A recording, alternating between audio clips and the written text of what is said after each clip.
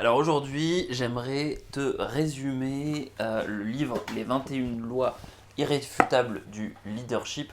Là, ce que je te présente aujourd'hui, c'est la version audio sur Audible. C'est un livre important, notamment sur la chaîne Active Worker, parce que ça parle d'une notion extrêmement importante, à savoir l'autonomie et la création à partir de rien. On oppose souvent les leaders et les managers.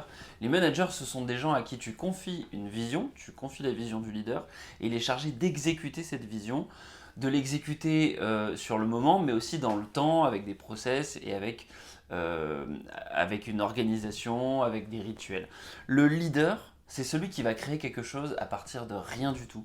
C'est celui qui va faire naître la vision, c'est celui qui va tracer la route. Et c'est extrêmement important d'avoir des salariés, des cadres qui soient leaders dans l'âme, que ce soit sur leur poste, dans les projets ou dans leur entreprise, et qui soient capables de pousser des idées et d'essayer de faire naître des choses à partir de rien, au-delà de leur fiche de poste. Et donc, c'est pour ça que ce livre, je pense qu'il est extrêmement important. Moi, je te recommande de l'écouter sur Audible parce que pour plusieurs raisons. D'abord, c'est un livre qui dure 8h24. Parfois, il y a des livres qui sont assez courts. Il y en a qui sont assez longs, qui font plus d'une trentaine d'heures. Là, on est pile dans la bonne durée qui fait que tu vas pouvoir, en l'écoutant, on va dire, 1 heure par jour, 1 heure et demie en fonction de ton temps de trajet, en fonction de ce que tu fais chez toi quand tu vas faire la vaisselle, etc. Ça s'écoute facilement sur 1 ou 2 semaines maximum et tu peux le dévorer assez facilement en 2-3 jours, voire en une journée si vraiment tu es très motivé. Du coup, c'est un livre intéressant donc d'abord sur sa durée, mais aussi le lecteur, en français, c'est Jérôme Carrette. Jérôme Carrette, c'est vraiment un excellent lecteur sur Audible. C'est lui qui lit aussi La semaine de 4 heures, par exemple, de Timothy Ferris. Et c'est en général des audiobooks qui s'écoutent vraiment très très bien. Alors, qu'est-ce que tu vas apprendre du coup dans ce livre? Donc, tu vas apprendre ces 21 lois d'après John Maxwell.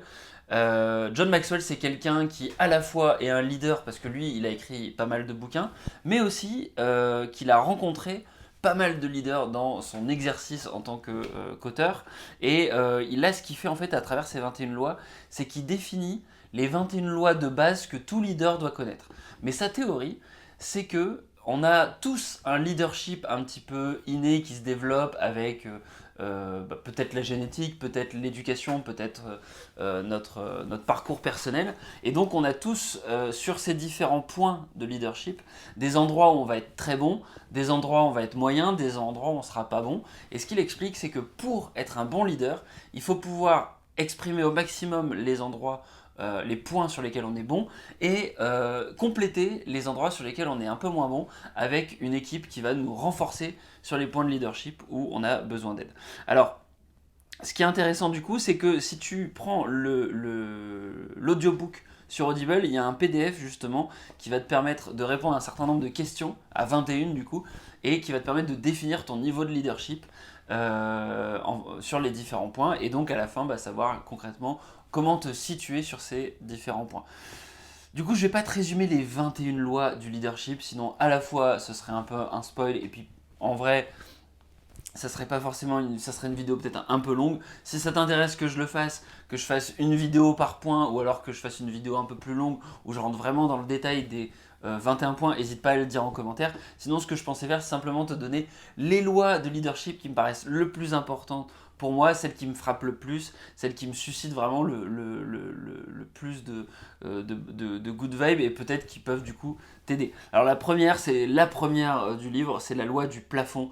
C'est une loi qui est extrêmement intéressante, elle est illustrée à la perfection avec les frères McDonald et Ray Kroc. Donc Ray Kroc, c'est la personne qui est illustrée dans le film The Founder, qui est un super film sur l'entrepreneuriat, un super film sur le leadership. Et Ray Kroc, qui est du coup Ray Kroc, c'est la personne qui a fait exploser McDonald's. Les frères McDonald, c'est eux qui ont créé les premiers McDonald's, mais eux, si tu veux, s'ils étaient restés à leur niveau d'ambition, ils auraient fait quelque chose de régional, au mieux national. Mais ça n'aurait pas été la success story mondiale qu'on connaît aujourd'hui. La personne qui a développé McDonald's, c'est Ray Kroc, et il se trouve que tout simplement, il avait un plafond de leadership plus élevé que les frères McDonald, et donc c'est ça qui a permis d'évoluer à la marque. Donc la loi du plafond, c'est comprendre qu'en fait, on a toujours un plafond de leadership, on a toujours un peu un plafond dans l'ambition, on a toujours un plafond dans l'étendue d'ambition qu'on va avoir sur un projet. Et donc c'est important d'être conscient de cette loi du plafond et d'être conscient de notre propre limite pour pouvoir les repousser si le projet le nécessite et en être conscient et s'entourer de personnes qui ont potentiellement plus d'ambition que nous si on n'en a pas assez. Et puis si on est dans une organisation qui nous bride, être capable de se dire qu'en fait il faut aller ailleurs parce qu'il faut qu'on puisse exprimer cette ambition. Ensuite, on a la loi de la confiance. Ça, je pense que c'est quelque chose d'essentiel quand tu es un leader, d'inspirer confiance envers les autres. Ça paraît évident qu'il faut que pour qu'on te suive, les gens ils doivent avoir confiance en toi. Ensuite, on a une loi que j'aime beaucoup aussi, c'est la loi de l'élan, la loi du momentum. Le fait qu'en gros, un leader, c'est quelqu'un qui va créer les conditions pour qu'on se mette un petit peu à courir, pour qu'on se mette à foncer sur un objectif, et pour créer un peu ce momentum d'entraînement où tu vas entraîner 1, 2, 3, 4, 5 personnes, et puis d'un coup il y a une foule qui va suivre. Il y a une vidéo qui est excellente sur le leadership et sur la psychologie des foules qui illustre très bien cette loi de l'élan. Et il y a aussi une chaîne qui est très intéressante, je crois que c'est Fouloscopie, qui étudie un peu la psychologie des foules et ces phénomènes de leadership. Et je trouve ça vraiment très intéressant, cette capacité qu'un leader va avoir à créer un momentum autour d'un projet. Ensuite, en dernière loi qui me paraît vraiment importante, c'est la loi du sacrifice. Pour moi, un leader, c'est quelqu'un qui est capable d'aller en première ligne, qui est capable de sacrifier, entre guillemets, et c'est souvent un peu caché par les succès des différents leaders qu'on peut avoir. Tu as des tas de gens qui réussissent, et du coup, on les voit, on les sacralise comme des grands leaders, alors qu'en fait, c'est des gens qui ont sacrifié énormément de choses, de par le fait que quand tu te focus, quand tu te concentres sur un projet pour le faire émerger, ton temps est limité, tu n'as que 24 heures dans une journée, et donc si tu te focuses sur un projet, tu vas forcément mettre des choses de côté, et ça, souvent c'est quelque chose qu'on ne voit pas, et c'est quelque chose que j'ai expliqué dans une vidéo précédente. L'être humain, il est très fort pour appréhender ce qu'il entend, et ce qu'il entend de manière positive, mais il est très mauvais pour ne pas percevoir ce qu'il ne perçoit pas tout simplement. Donc si je te dis réfléchis à la couleur rouge, tu penses à la couleur rouge. Si je te dis ne pense pas à la couleur bleue, tu penses bleu. Par contre, tu n'as pas pensé, alors que je te parlais de rouge et de bleu, au violet. Et donc ça illustre bien cette notion de sacrifice, c'est la même chose. Le leadership, souvent, on va omettre cette notion de sacrifice. Et la dernière loi que j'aimerais illustrer, c'est la 10e, c'est la loi de la connexion.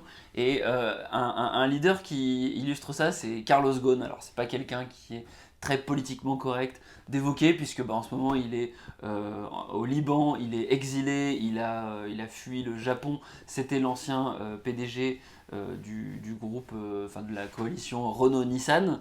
Et donc lui, il illustre bien, entre guillemets, la loi du sacrifice. Même si on ne sait pas exactement si c'est quelqu'un qui a utilisé de l'argent de Renault, etc.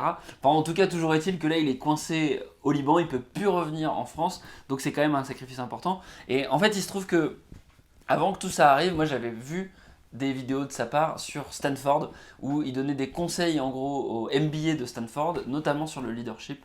Il donnait tout un talk sur le leadership et il y a un point important, il y a un moment une question d'un étudiant qui était mais quelles sont les compétences importantes d'un leader? Et lui ce qu'il disait c'était justement ça, c'est la capacité du leader à connecter avec les gens. Et ça je pense que c'est une capacité essentielle du leader, c'est la capacité à avoir un vocabulaire qui va toucher les personnes, c'est la capacité à être authentique et à faire en sorte que tu peux vraiment avoir une discussion avec les gens de ton équipe, avec les gens de ta boîte. C'est la capacité à regarder les gens dans les yeux et à aller chercher un engagement de la part des autres en connectant avec eux. Et ça, je crois vraiment que c'est la compétence numéro 1 du leader, en tout cas en ce qui me concerne, et je pense vraiment que c'est le truc essentiel. Voilà, donc j'ai pas voulu te donner toutes les lois, je t'ai donné juste celles qui me touchaient le plus quand je revoyais le sommaire de ce livre que j'ai vraiment adoré. Donc n'hésite pas à aller sur Audible pour aller le lire, sachant que tu as droit, si tu n'es pas inscrit encore sur Audible, tu as droit à un premier essai gratuit. Donc n'hésite pas à aller sur le lien en description. Et puis sinon, je te mets aussi le lien vers le livre si tu n'es pas trop audio mais que tu es plutôt visuel et que tu as envie de le lire par toi-même. Je te mets le lien vers Amazon. Et je te dis à demain pour une prochaine vidéo. Ciao ciao.